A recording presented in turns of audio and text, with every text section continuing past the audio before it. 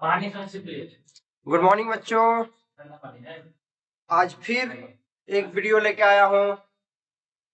पिछले सेशन में हम लोग परख सेट 1 का क्वेश्चन नंबर 1 से लेके 10 तक का सॉल्यूशन हम लोग किए थे। आज हम लोग 11 नंबर क्वेश्चन से देखेंगे हम लोग। जैसे 11 नंबर क्वेश्चन है,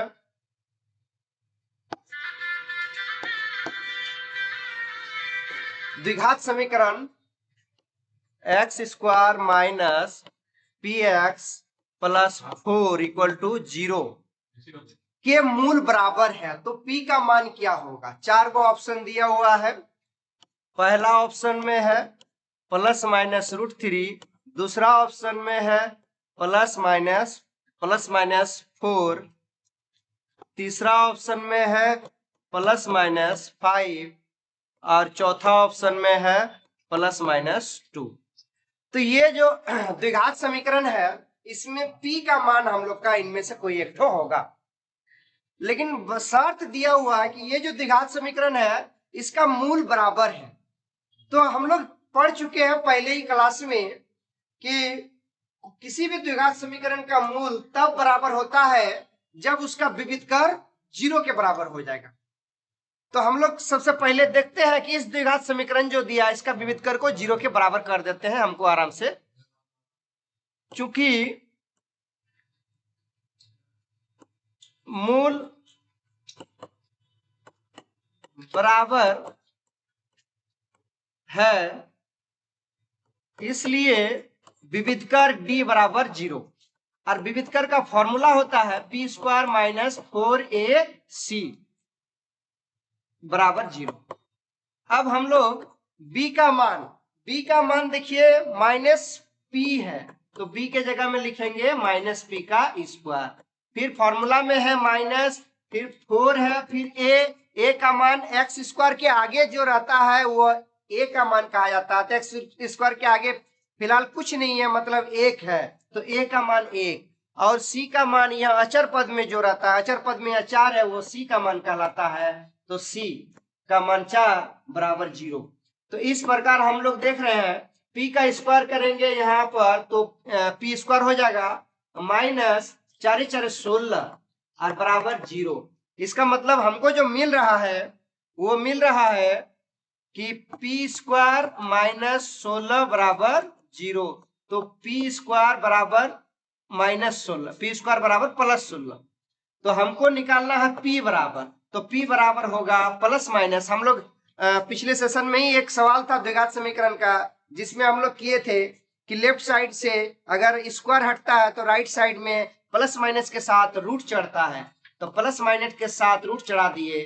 प्लस माइनस तो बाहर में है तो रहेगा ही, √16 से बाहर आएगा 4, इसका मतलब p का मान हो रहा है प्लस माइनस 4।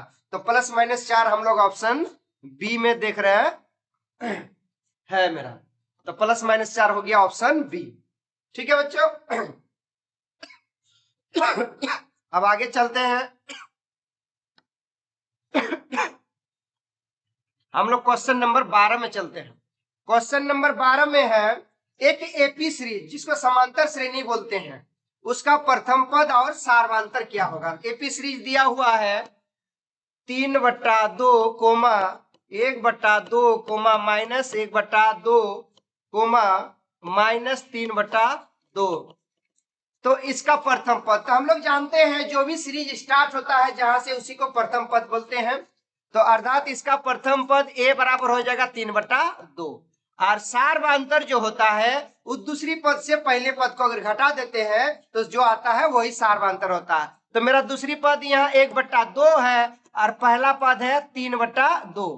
तो 1/2 का मतलब होता है आधा और 3/2 का मतलब होता है 1.5। तो आधा में से 1.5 घटाएंगे तो हम लोग -1 मिलेगा। तो हम लोग देख रहे हैं यहाँ पर हम लोग का जो प्रथम पद होगा 3/2 और दूसरी पद जो होगा वो -1 होना चाहिए।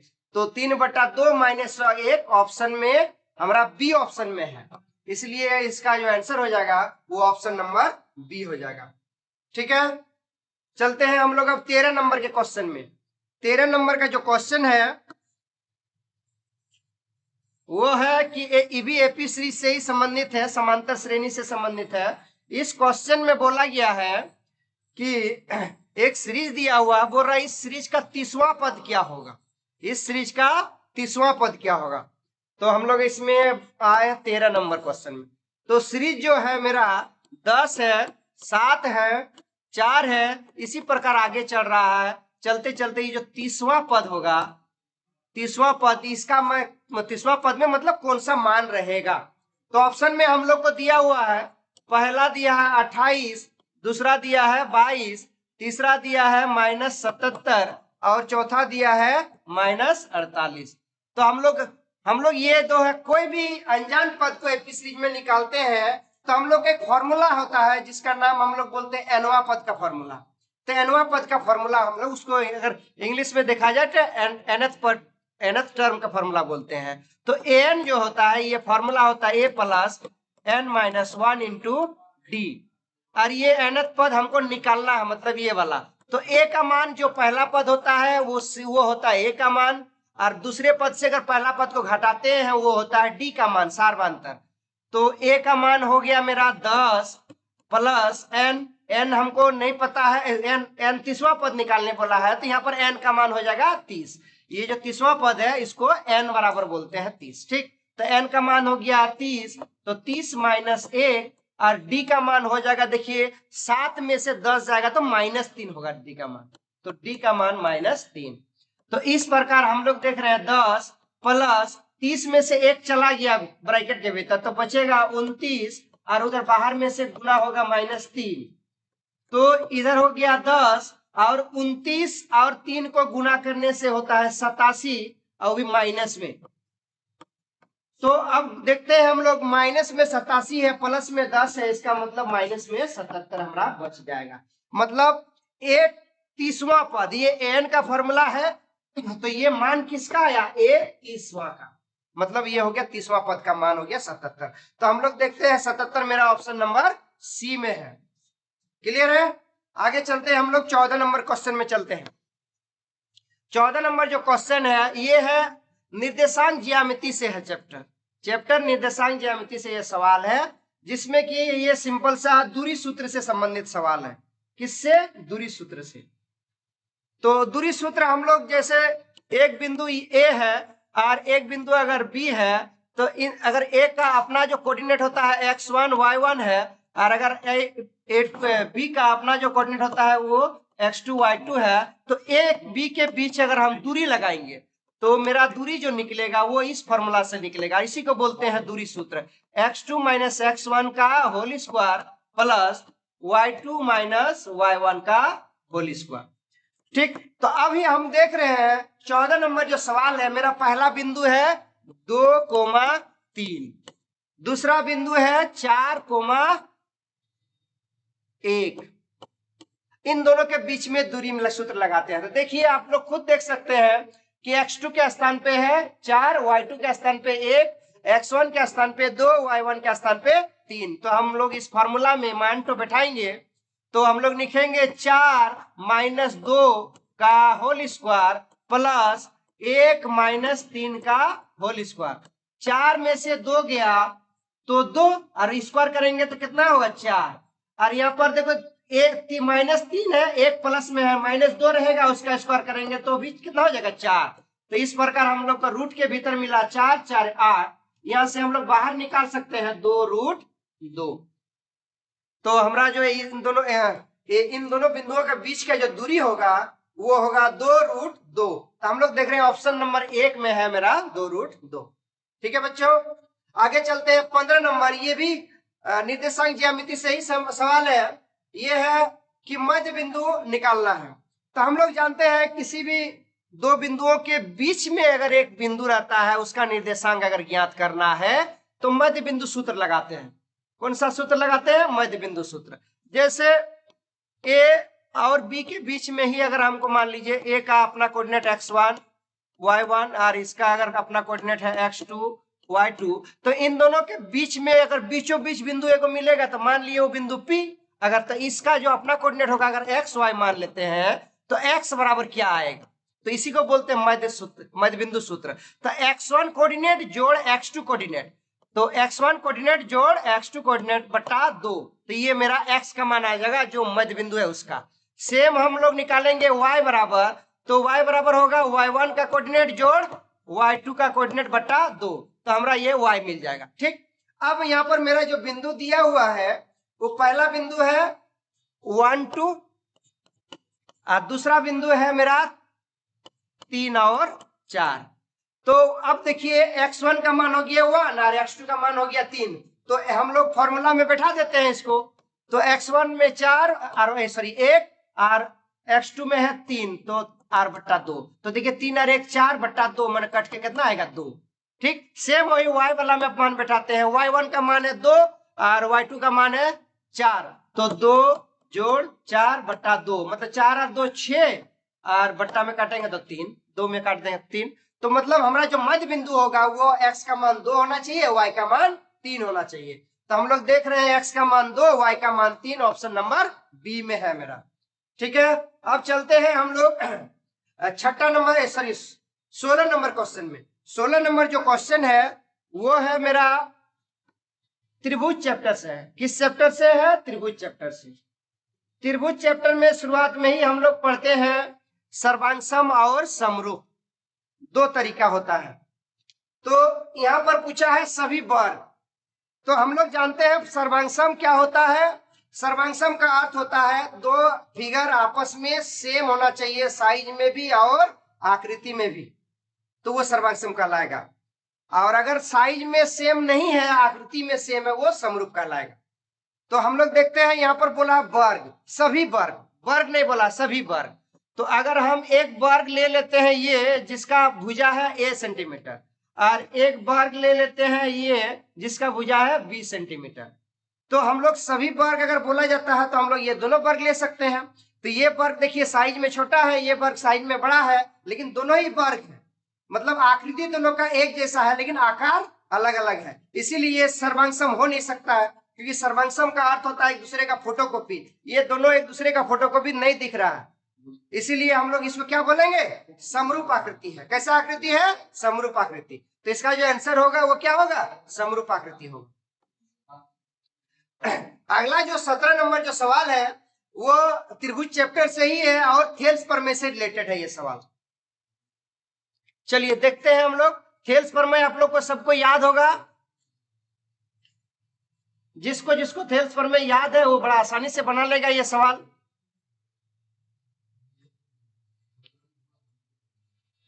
जैसे आते हैं 17 नंबर सवाल में।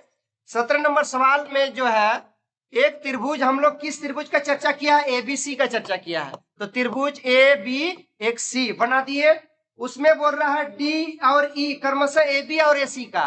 ए बी मतलब ये यहाँ पर मिला है डी, और ए सी, ए बी और ए सी के बीच के दो बिंदु हैं, तो ए सी मतलब ये वाला बिंदु यहाँ पर, तो ये क्या नाम है इसका? ई।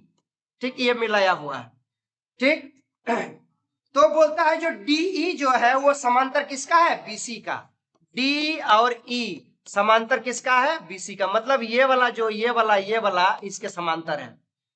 ठीक, तो ये समांतर अगर बता देता है पहले, तो हम लोग जानते हैं थेल्स प्रमेय पहले समांतर बताता है, बाद में अनुपाती ज्ञात करना पड़ता है, सिद्ध करना पड़ता है। तो थेल्स प्रमेय से सवाल है। अब रही बात है इसमें सवाल में तो भुजा का मान दिया हुआ है, तो पहला वाला भुजा है जो मेरा है,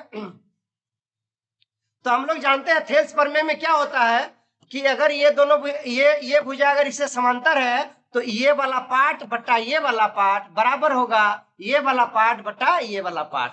तो मतलब हमको मिलेगा A D by D B बराबर हो जाएगा ए ई बाय ई सी।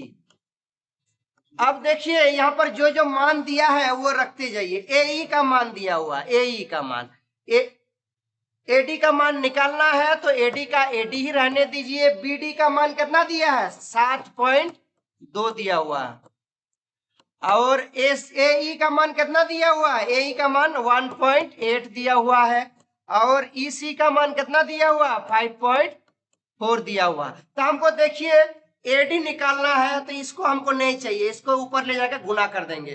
तो अगले चरण में हम लोग इसको गुना कर, हमको AD चाहिए। AD बराबर हो जाएगा 1.8 गुना 7.2 बटा 5.4। अब इसको हम लोग देखिए 18 तिया 54, अगर इसको हम लोग डायरेक्ट काटते हैं तो 18 तिया 54 मतलब 0.3 बार में कट जाएगा। 0.3 में इसको काटेंगे कितना होगा, क्योंकि 24 तिया 72 होता है 2.5, तो आंसर हम लोग खोजेंगे इसका 2.4। तो 2.4 कहाँ है मेरा, ऑप्शन नंबर 1 में है 2.4। ठीक, ये कौन सा नियम है, ये थेल्स प्रमेय के नियम पर। थेल्स प्रमेय बोलता है यदि ये दोनों भुजा समांतर है तो ये वाला भाग बटा ये वाला भाग बराबर हो जाएगा ये वाला भाग बटा ये वाला, वही अप्लाई किए हम लोग। चलिए हम लोग चलते हैं 18 नंबर का क्वेश्चन में। 18 नंबर जो क्वेश्चन है ये ऊंचाई दूरी वाला एक चैप्टर है, उसमें भी हम लोग ये सवाल मिलेगा और ये त्रिभुज में भी मिलता है। तो देखते हैं इस त्रिभुज के ही तहत ये सवाल दिया गया है। बड़ा आसान सवाल है, इस सवाल को पहले पढ़िए। लंबाई कितना है इस सवाल का, लंबाई है 6 मीटर वाले एक ऊर्ध्वाधर स्तंभ। ऊर्ध्वाधर स्तंभ का अर्थ होता है एक खंबा खड़ा है, इसका कितना ऊंचाई है 6 मीटर है। भूमि पर बनाया हुआ छाया की लंबाई, तो हम लोग जानते हैं अगर कोई खंबा खड़ा है तो धूप अगर उसका अपोजिट साइड में रहेगा तो सामने तरफ छाया बनता है। तो मान लिए छाया मेरा यह छाया बन गया, छाया का लंबाई कितना है 4 मीटर दिया हुआ है।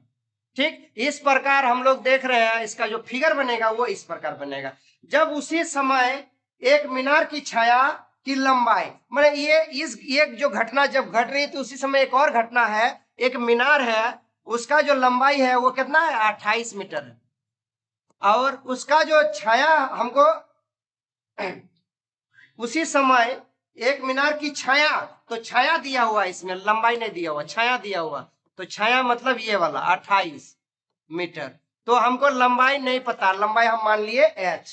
ठीक, समय वही है, समय उसी, तो हमको ध्यान दीजिए हम लोग ऊंचाई दूरी में देखते हैं उन्नयन कोण हमको यहाँ नहीं दिया हुआ, तो उन्नयन कोण सबसे पहले हमको निकालना होगा।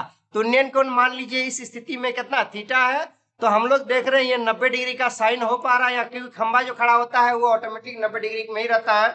तो हम लोग यहाँ पर अगर टेन थीटा लगाते हैं, क्योंकि हम लोग देख रहे हैं ये लंब है और ये आधार है, तो हम लोग टेन थीटा इसमें लगा सकते हैं। तो टेन थीटा बराबर होता है लंब बटा आधार, तो लंब हो गया मेरा 6, आधार हो गया 4। इसको जब काटते हैं तो 3/2 प्राप्त होगा। कितना प्राप्त होगा 3/2। तो 3/2 प्राप्त हो रहा है, तो 3/2 इसमें भी वही हमको प्राप्त होना चाहिए।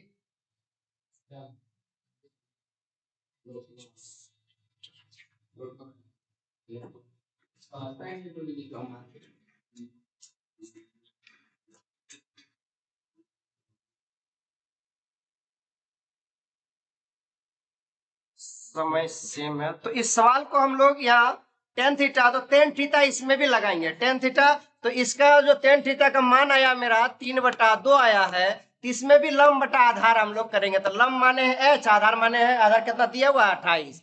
तो ठीक है h बराबर हमको निकालना है। तो देखिए ये इससे काटेंगे तो 14 बार में, तो ये 14 उसके साथ गुना हो जाएगा, तो 14 तिया कितना हो जाएगा 42 हो जाएगा। मतलब जो ये देखिए ये एक्चुअली दिया है, ये इसी से संबंधित सवाल होना चाहिए, लेकिन इस टाइम में एक और दूसरी घटना का सवाल दे दिया है। तो इस घटना के ये घटना और ये घटना दोनों पैरेलल है, तो इस घटना में जो जो स्थिति प्राप्त होगा इस घटना में भी वही स्थिति प्राप्त होना चाहिए। तो हम लोग देख रहे हैं इस घटना में उन्नयन कोण हम लोग को दिया नहीं था, लेकिन उन्नयन कोण हम लोग टेन थीटा जब निकाले तो वो मान 3/2 आया। 3/2 किसी भी एंगल को फॉलो नहीं कर रहा है, इसीलिए हम लोग को टेन थीटा ही लेना होगा। तो टेन थीटा इसमें भी उसका क्योंकि समय सेम है तो इसमें भी टेन थीटा का उन्नयन कोण हम लोग लेंगे, तो हम लोग फिर लंब बटा आधार लगाए तो दोनों क्या होना चाहिए बराबर होना चाहिए। तो देखिए 3/2 आया है, उसको बराबर कर दिए लंब बटा आधार के साथ, तो हमारा 42 मीटर। तो ऑप्शन में हम लोग देख रहे हैं 42 मीटर, ऑप्शन मेरा बी में है। ठीक है, चलते हैं हम लोग 19 नंबर क्वेश्चन में। 19 नंबर जो क्वेश्चन है वो है वृत्त से संबंधित, वृत्त जो चैप्टर है उससे संबंधित सवाल है। तो स्पर्श रेखा, पहले तो हम लोग जानते हैं स्पर्श रेखा होता क्या है।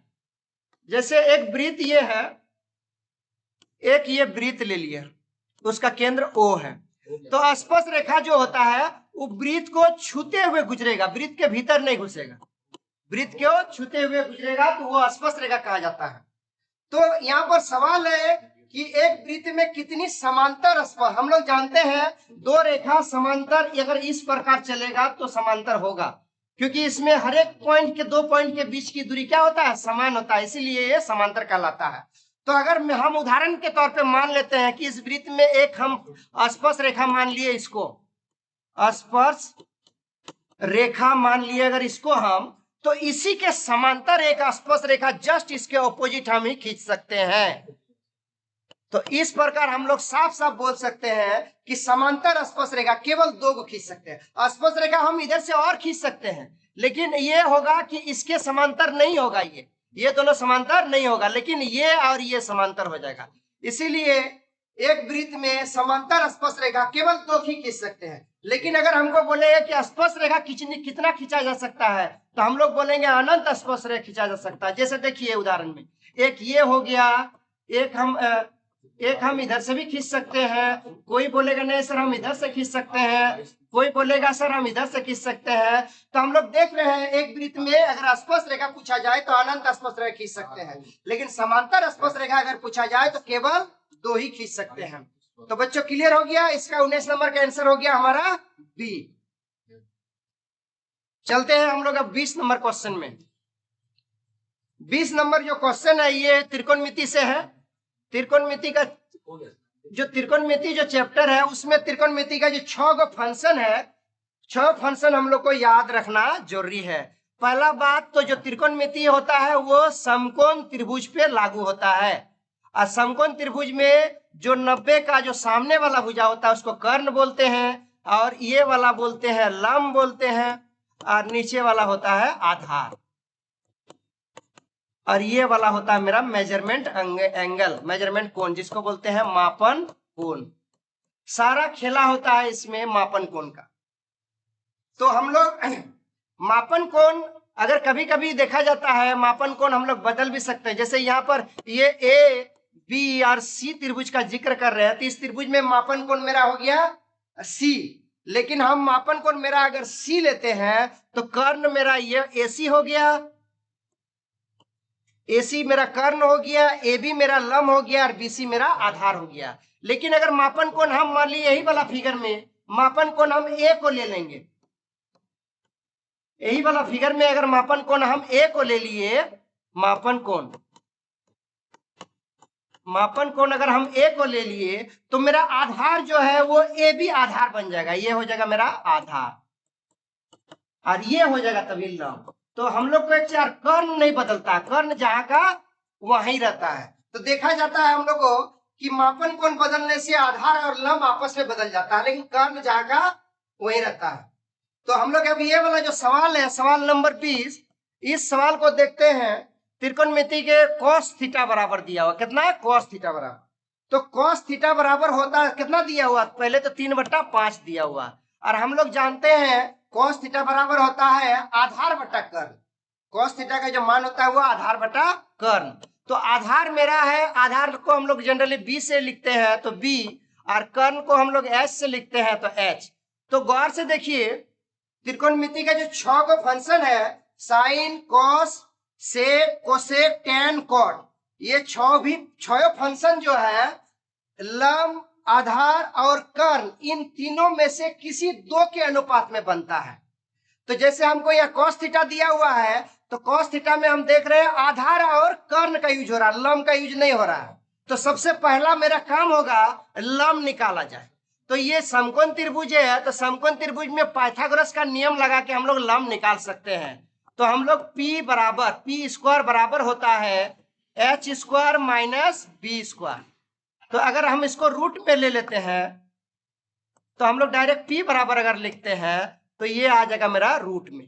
तो गौर से देखिए h का स्क्वायर माने 5 का स्क्वायर माइनस b का स्क्वायर मतलब 3 का स्क्वायर, तो 5 का स्क्वायर हो गया 25, और 3 का स्क्वायर 5 का स्क्वायर हो गया 25, और 3 का स्क्वायर हो गया 9।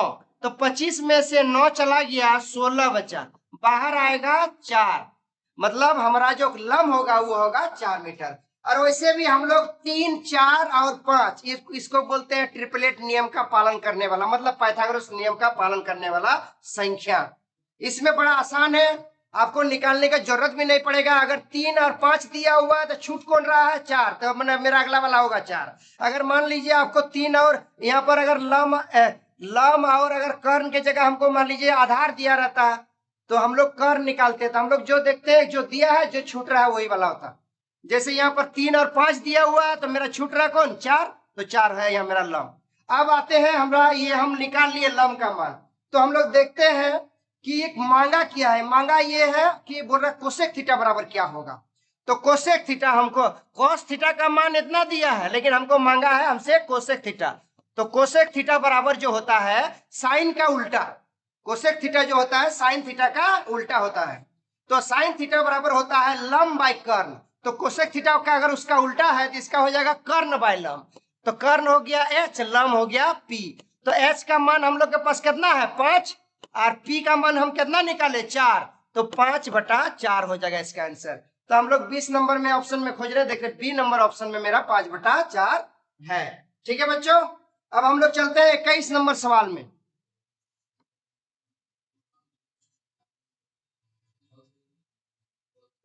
21 नंबर सवाल में चलते हैं। 21 नंबर जो सवाल है ये भी त्रिकोणमिति से ही संबंधित है, बड़ा आसान सवाल है। तो सवाल है कि बोल रहा है 21 नंबर सवाल, tan का 30 डिग्री बराबर बट्टे 1 माइनस tan का tan स्क्वायर का 30 डिग्री, यही बोल रहा है। ठीक, अब कुछ नहीं, हमको इसमें tan 30 डिग्री का जो मान है वो रख देना है। तो tan 30 डिग्री का जो मान होता है 1/√3 होता है, फिर बट्टे में 1, और यहाँ पर tan 30 डिग्री का जो मान होता है 1/√3। लेकिन ध्यान में रखिए इसके माथे पे वर्ग है तो हम लोग वर्ग लगा दिए। ऊपर में जियो का त्यों रह जाएगा 1/√3, लेकिन नीचे जो हमको मिलेगा 1 माइनस, यहाँ पर वर्ग जैसे हटाएंगे तो रूट इसका गायब हो जाएगा। वर्ग जैसे हटाएंगे इसका हमको रूट गायब हो जाएगा, मतलब यहाँ पर मिलेगा हमको 1/3। आगे जैसे इसको सॉल्व करेंगे तो ऊपर 1/√3 तो रहेगा ही, और नीचे हमको मिलेगा, ये एलसीएम लेंगे तो 3 1 का 3 और माइनस में 1 मतलब 2, ऊपर में मिलेगा 2 नीचे होगा 3। इसको हम लोग और सिंप्लीफाई करेंगे तो 1/3 गुना कर देते हैं इसको, तो 3 ऊपर चला जाएगा 2 नीचे आ जाएगा, तो नीचे 2 का 2 रह जाएगा। लेकिन ये जो √3 है ये ऊपर में जो 3 है उसको √3 बार में काट देगा, तो √3, तो ऊपर में हमको अगर इसको कटाते हैं तो ऊपर में हमको √3 मिलेगा। इस प्रकार हम लोग देख रहे हैं, इससे ज्यादा हम लोग आज सॉल्व नहीं कर सकते हैं, तो हमको √3/2 आया है। ऑप्शन में देखते हैं कि इस रूप में दिया है या एंगल के रूप में दिया है। तो हम लोग देख रहे हैं ऑप्शन में एंगल के रूप में दिया हुआ है, तो हम लोग देखते हैं एंगल के रूप में है, तो आखिर किस कोण का, किस वाला ऑप्शन में देखेंगे किसका मान √3/2 आएगा। तो पहला ऑप्शन में हम लोग देख रहे हैं पहला ऑप्शन में है कॉस का 60 डिग्री, तो कॉस 60 डिग्री का मान होता है 1/2, तो √3 वाला इतना नहीं आया। दूसरा ऑप्शन में हम लोग देख रहे हैं साइन 60 डिग्री है, साइन 60 डिग्री का मान हम लोग जानते हैं √3/2 होता है, तो हम लोग को ऑप्शन नंबर क्या मिल गया? ऑप्शन नंबर बी मिल गया, साइन 60 डिग्री का मान होता है √3/2। क्लियर है बच्चों? चलो आगे चलते हैं हम लोग। आगे में 3 गो इंपॉर्टेंट फॉर्मूला होता है जिसको स्क्वायरिंग फॉर्मूला ऑफ त्रिकोणमितीय रेशियो कहा जाता है। तो हम लोग देखा तीनों फॉर्मूला देख लेते हैं। पहला जो फॉर्मूला होता है वो साइन स्क्वायर थीटा जोड़ कॉस स्क्वायर थीटा बराबर 1 होता है। दूसरा जो फॉर्मूला होता है वो sec square theta minus tan square theta बराबर 1 होता है। और तीसरा जो फॉर्मूला होता है वो होता है cosec square theta minus cot square theta बराबर 1। तो एक चीज देखने में आ रहा है कि और यहाँ जो मेरा 2 नंबर में जो फॉर्मूला है 22 नंबर का सवाल उसी प्रकार है। तो 22 नंबर का पहले सवाल को हम लोग लिखते हैं, उसके बारे में हम लोग देखते हैं। 22 नंबर का जो सवाल है वो है 9 सेक स्क्वायर थीटा, अच्छा थीटा की जगह एक्स दिया है, कोई दिक्कत नहीं है, हम लोग एक्स दिया है तो एक्स ही लेंगे। -9 tan स्क्वायर एक्स बराबर बोलता है क्या होगा, यही तो हमको निकालना है। तो हम लोग को देखिए गौर से, खत्म करके 5 मिनट और, हम लोग गौर से देखिए इस सवाल में कि अगर 9 दोनों में है, 9 को अगर कॉमन ले लेते हैं हम, तो 9 कॉमन ले जाएगा तो भीतर में बचेगा सेक स्क्वायर एक्स और माइनस यहाँ पर बचेगा tan स्क्वायर एक्स। तो गौर से देखिए सेक स्क्वायर एक्स और tan स्क्वायर एक्स का फॉर्मूला इसका जैसा दिख रहा है, दिख रहा है कि नहीं? खाली इस एक्स के जगह वहां थीटा है तो कोई दिक्कत नहीं, वो एंगल है, एंगल हम लोग कुछ भी ले सकते हैं, लेकिन बशर्ते कि दोनों का एंगल सेम होना चाहिए।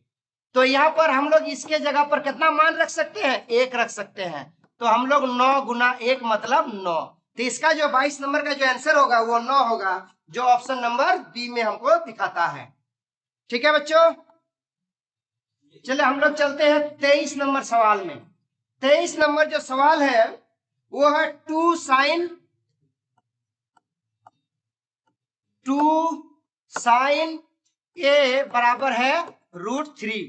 तो हमको देखिए 2 आगे नहीं चाहिए, हमको खाली यहाँ पर क्या चाहिए, sin a बराबर, तो 2 आके इधर भाग लग जाएगा तो √3/2, मतलब sin a बराबर √3/2। तो हम लोग अभी थोड़ा देर पहले ही देखे थे सवाल नंबर 21 में कि √3/2 साइन में 60 डिग्री का मान होता है, तो a का मान इसका मतलब होगा कितना बोला जाए, 60 डिग्री, क्योंकि ये जो साइन 60 का मान है और हमको पूछा है ए का मान ही बताइए, तो हमारा ए का मान हो गया 60 डिग्री, अर्थात ऑप्शन नंबर सी।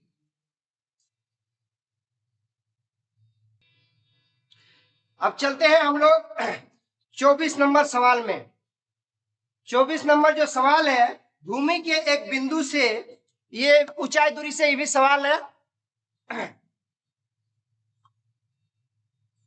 त्रिकोणमिति में भी ये सब सवाल पूछा जाता है।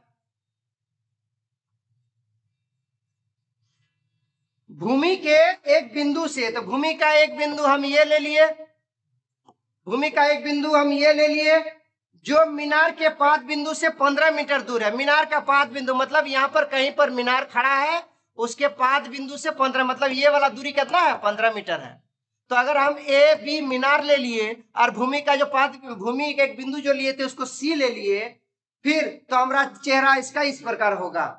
फिर बोलता है मीनार के शिखर का उन्नयन कोण, मीनार का शिखर हो गया बी, तो इसका जो उन्नयन कोण होगा वो ये होगा। तो यहाँ पर मीनार का शिखर का उन्नयन कोण कितना बोला, 30 डिग्री बोला है। ठीक, तो बोल रहा है मीनार की ऊंचाई, मतलब हमको ये वाला ऊंचाई ज्ञात, मान लिया हम वो कितना h। ठीक, अब गौर से देखिए मीनार हमेशा खड़ा रहता है, हम लोग ये 90 डिग्री या 90 डिग्री होगा। ठीक, कोई भी चाहे स्तंभ रहे, मीनार रहे, बिल्डिंग रहे, हमेशा 90 डिग्री पे खड़ा रहता है, कभी भी झुका हुआ खड़ा नहीं रहता। तो अब ये देखा जाता है कि हमारा h निकालना है, तो मतलब ये लंब का पाठ है, अरे 15 दिया ही आधार का पाठ है। तो अगर यहाँ पर हम लोग tan थीटा अप्लाई करते हैं तो हमारा h का मान आ जाएगा। तो हम लोग इस त्रिभुज में, त्रिभुज ए बी सी में हम लोग लिखेंगे tan 30 डिग्री बराबर, tan 30 डिग्री बराबर क्या होता है, लंब बटा आधार। तो लंब हो गया मेरा h, आधार हो गया 15। अब tan 30 डिग्री का मान जो होता है 1/√3 होता है, तो इतना बाय 15। अब इसको जैसे हम लोग आगे सॉल्व करेंगे तो हमको h का मान चाहिए, ध्यान दीजिए, तो ये 15 उधर चला जाएगा, 15 हम उधर ले जा सकते हैं इसको।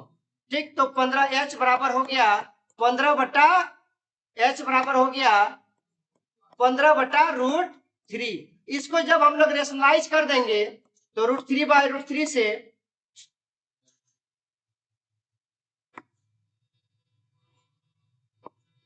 इसको जब हम लोग रेशनलाइज कर देंगे √3/√3 से, तो हम लोग आगे देख सकते हैं ये वाला √3 कट जाएगा और ये नहीं, ये वाला √3 और ये वाला √3 दोनों मिलके हो जाएगा 3। तो हमको अगला आगे जो मिलेगा इसके बाद वो मिलेगा 15/3 और यहाँ मिलेगा √3। तो ये देखिए 15 इसको काटेगा 5 बार में, तो माने हमारा आंसर आ रहा 5√3। तो देखते हैं 5√3 कहां पर है हम लोग, तो 5√3 ऑप्शन नंबर सी में है मेरा। अब हम लोग चलते हैं 25 नंबर सवाल में। 25 नंबर जो सवाल है ये एक चैप्टर है, उसका नाम होता है वृत्त से संबंधित क्षेत्रफल, उस चैप्टर से है जिसमें कि त्रिज्याखंड वाला सवाल रहता है। त्रिज्याखंड हम लोग किसको बोलते हैं? केक का जो कटिंग होता है वो त्रिज्याखंड के रूप में होता है, ये वाला त्रिज्याखंड कहा जाता है। ये वाला जो ये डॉट डॉट क्षेत्र जो कर दिए इसको बोलते हैं त्रिज्याखंड। यहाँ पर कोई कोण बनाएगा, मान लिए थीटा कोण बनाया, अभी कितना बनाया? थीटा कोण। और इस वृत्त का अपना त्रिज्या कितना होगा? मान लिए आर त्रिज्या है। तो ये वाला जो केक कटिंग जो है इसको त्रिज्याखंड बोला जाता है। तो हम लिखे त्रिज्याखंड का क्षेत्रफल, इसका फॉर्मूला होता है त्रिज्याखंड का क्षेत्रफल थीटा बटा 360 डिग्री गुना पाई आर स्क्वायर। तो थीटा का मान जो यहाँ पर त्रिज्याखंड जो कोण बनाएगा किसके साथ? केंद्र के साथ, उसको बोलते हैं थीटा का मान। केंद्र कोण भी इसको बोलते हैं। तो थीटा का मान, अब इस सवाल में आते हैं हम लोग। 25 नंबर सवाल में थीटा का मान कितना दिया है? पी डिग्री दिया है। मतलब इस थीटा के जगह हमको क्या खोजना है? P degree. ठीक, उसके बाद आर कितना दिया है? कैपिटल आर दिया है। मतलब छोटा आर के जगह हमको क्या दिया है? कैपिटल आर दिया है। तो हम लोग थीटा की जगह खोजेंगे पी डिग्री, और नीचे है 360, तो 360 डिग्री और गुना पाई आर के जगह, छोटा आर के जगह क्या होगा? बड़ा आर का स्क्वायर। तो हम लोग देखते हैं कि मेरा इस रूप में मेरा ऑप्शन में है या नहीं। तो पहला नंबर ऑप्शन जो देख रहे हैं मेरा, पी डिग्री तो है लेकिन पाई आर स्क्वायर नहीं है, और नीचे 360 भी नहीं है, तो ए नंबर ऑप्शन मेरा नहीं होगा। 2 नंबर ऑप्शन में देख रहे पी डिग्री तो है, पाई आर स्क्वायर भी है, तो पी डिग्री भी है, पाई आर स्क्वायर, लेकिन नीचे 360 है जो कि यहाँ पर 180 है, इसीलिए भी नहीं होगा। ऑप्शन नंबर सी में देख रहे हैं कि पी डिग्री तो है, नीचे 360 भी है, लेकिन 2 पाई आर है, पाई आर स्क्वायर नहीं है। अब ऑप्शन नंबर डी में गौर से देखिए, इसका ही जैसा चेहरा मैंने वही है, लेकिन थोड़ा सा रूप उसका बदल दिया है। अगर इसी को ध्यान में दीजिए, अगर ऊपर नीचे हम 2 से अगर गुना कर दें तो मेरा ऑप्शन नंबर डी का चेहरा आ जाएगा। देखिए गौर से, तो पी डिग्री गुना पाई आर, छोटी आर हो गया है, छोटी आर बड़ी आर का स्क्वायर, और नीचे होगा देखिए ये 2 गुना होके यहाँ कितना हो जाएगा? 720 डिग्री। तो देखिए चेहरा ऑप्शन नंबर डी का इसी प्रकार है। 2 ये भी 2 आएगा इसके आगे गुना होके। तो देखिए चेहरा उसी प्रकार है, इसका मतलब मेरा आंसर क्या होगा? Option number D. ये बहुत ही इंपॉर्टेंट सवाल भी है, वीवीआई सवाल है, बहुत बार पूछा गया ये सवाल। अगला है 26 नंबर जो सवाल है वो है 6 सेंटीमीटर त्रिज्या वाले एक वृत्त के त्रिज्याखंड का क्षेत्रफल, मतलब यही वाला है, इसमें त्रिज्या दे दिया है 6 सेंटीमीटर, आर के जगह हम लोग यूज करेंगे 6, और केंद्र कोण थीटा के जगह हम लोग यूज करेंगे 60 डिग्री। ठीक है, ये सवाल ये वाला था आपका 25 नंबर। अब ये वाला सवाल अभी हम लोग बनाएंगे 26 नंबर। तो यहाँ पर थीटा बराबर कितना दिया हुआ है? थीटा बराबर दिया हुआ 60 डिग्री। आर का मान कितना दिया हुआ है? आर का मान दिया हुआ है हमारा 6 सेंटीमीटर, आर बराबर दिया है 6। तो हम लोग यहाँ पर बैठा दीजिए। ठीक, यहाँ पर थीटा की जगह बैठाएंगे 60 डिग्री, ये 360 नीचे रहेगा, पाई के जगह हम लोग लिखेंगे 22/7,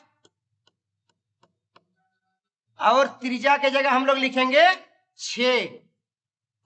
तो यहाँ पर स्क्वायर है तो हम लोग लिखेंगे 6 गुना 6, 6 गुना 6।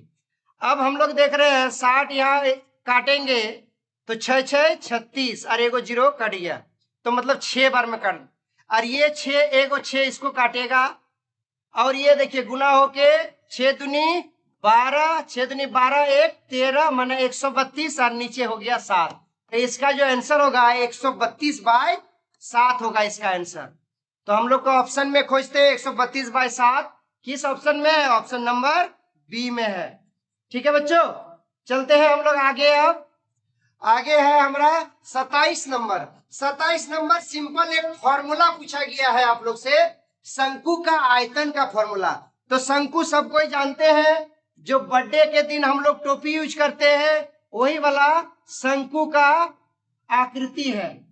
देख लीजिए ये वाला शंकु का आकृति, ये इसको बोलते हैं एच ऊंचाई को, और ये वाला जो दूरी है इस वाला ऊंचाई को बोलते हैं तिर्यक ऊंचाई, और ये है आर जिसको बोलते हैं, क्योंकि वो नीचे जो लगा हुआ रहता है वो एक वृत्त के आकार का रिंग लगा हुआ रहता है, बर्थडे के टोपी में। तो इसको बोलते हैं हम लोग शंकु। ये है 27 नंबर सवाल। तो इसका बोलता है आयतन का फॉर्मूला। तो इसका आयतन का फॉर्मूला होता है आयतन वॉल्यूम। वॉल्यूम बराबर होता है 1/3 पाई आर स्क्वायर एच। ये होता है शंकु का आयतन। और ये कहां से आता है? हम लोग बेलन से निकाल सकते हैं इस आयतन का फॉर्मूला, क्योंकि हम लोग जानते हैं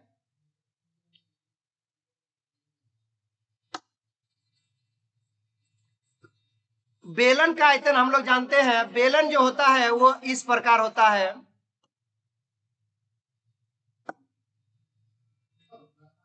बेलन जो होता है वो इस प्रकार होता है।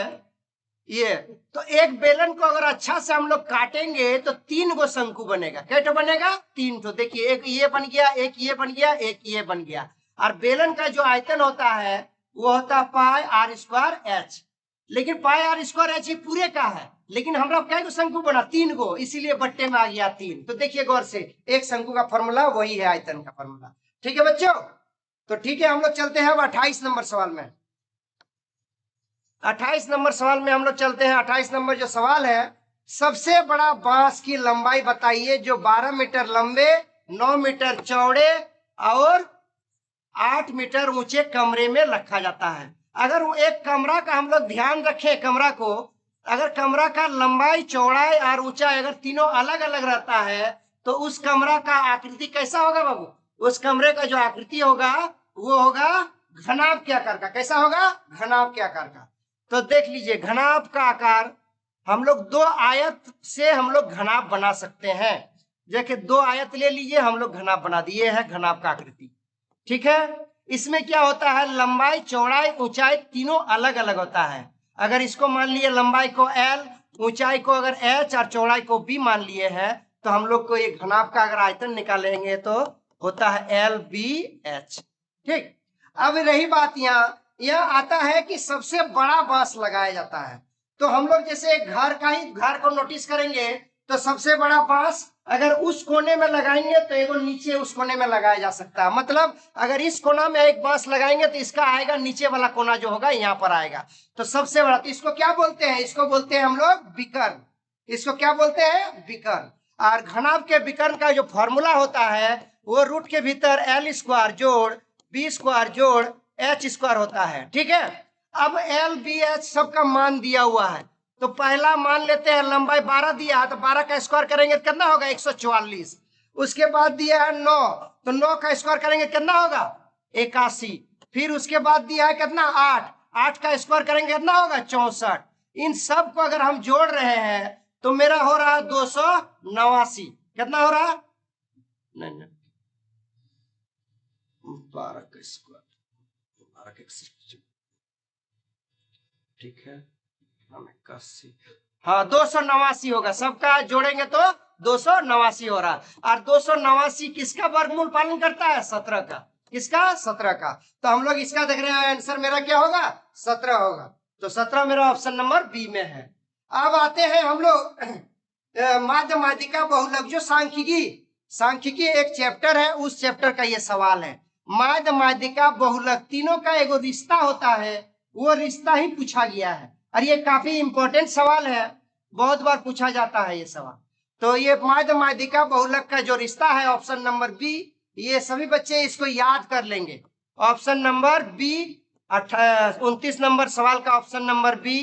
तो 3 गुना माध्यक बराबर होता है बहुलक, बहुलक जोड़ 2 माध्य, 2 माध्य ही होता है। याद कर लेना है बच्चों ये। उसके बाद अगला सवाल हम लोग 30 नंबर सवाल में चलते हैं। 30 नंबर का जो सवाल है, एक पासे को उछाला जाता है तो सम संख्या आने की। अब हम लोग सब जानते हैं एक पासा में 1 से लेकर 6 तक संख्या रहता है। 1 से लेकर 1, 2, 3, 4, 5 और 6, ये 6 तक संख्या रहता है। तो हम लोग यहाँ पर देखा जाए, एक पासे का अगर फेंकते हैं तो हम लोग को कुल संभावना कितना होता है? 6 होता है। कुल संभावना कितना मिलेगा? 6। तो कुल होगा हमको 6। लेकिन सवाल पूछा है कि सम संख्या आने का, सम संख्या। 3 में से देख रहे सम संख्या, एगो 2 है, 4 है और 6 है। मतलब अगर एक पासे को अगर फेंका जाता है तो 3 को ऐसा संख्या है जो आ सकता है और वो सम संख्या होगा। इसका मतलब हमको अनुकूलित संभावना मिलेगी ना 3।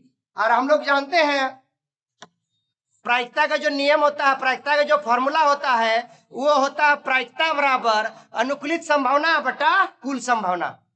प्रायिकता किसी भी चीज का प्रायिकता बराबर किसी भी घटना का प्रायिकता। रुकिए ये वाला हम हटाते हैं, उसके बाद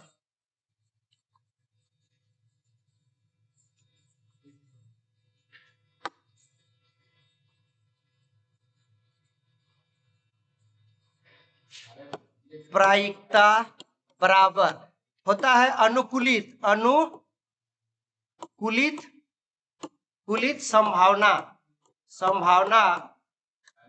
अनुकूलित संभावना बटा कुल संभावना होता है, बटा कुल संभावना होता है। तो हम लोग अनुकूलित संभावना उसको बोलते हैं जो आंसर में हमरे आंसर के रूप में जो हमसे मांगा जाता है। जैसे आंसर के रूप में ये क्या मांगा है, सम संख्या। तो सम संख्या एगो 2 है, 4 है और 6 है। तो अनुकूलित हमको कितना मिला, 3 को ऐसा सम संख्या मिला। तो अनुकूलित मिला 3 और कुल संभावना कितना है 6। तो 3/6 इसको काटेंगे तो 1/2 आएगा। तो हम लोग आज अभी तक पिछले एक वीडियो और ये वीडियो मिलाकर 30 को ऑब्जेक्टिव हम लोग पूरा कंप्लीट कर दिए हैं। अगला वीडियो में हम लोग देखेंगे थ्योरी, जो 2 नंबर का सवाल है, 3 नंबर का सवाल है, ये सब देखेंगे। धन्यवाद बच्चों।